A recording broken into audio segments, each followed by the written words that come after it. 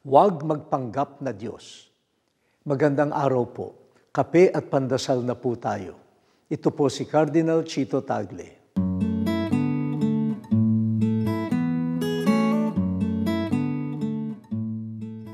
Hindi na bago ang pagpapanggap sa buhay ng tao. Iba-iba lang ang pamamaraan. May batang nagpapanggap na matanda na. May mga matandang nagpapanggap na bata pa. May mga kulang sa kaalaman, nagpapanggap na dalubhasa sila. May nagpapadala ng email o nagpo-post sa Facebook pero ninanakaw ang pangalan at boses ng iba. Sa mundo ng fake information, parang tanggap na ang pagpapanggap. Nakalulungkot po ito.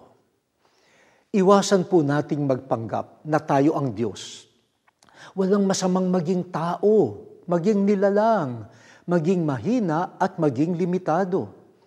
Ang tunay na Diyos ay lumikha. Ang nagpapanggap na Diyos ay maninira. Ang tunay na Diyos ay mapagpatawad. Ang nagpapanggap na Diyos ay gumaganti. Ang tunay na Diyos ay nagpapakababa at naging tao. Ang nagpapanggap na Diyos hindi marunong makipagkapwa-tao.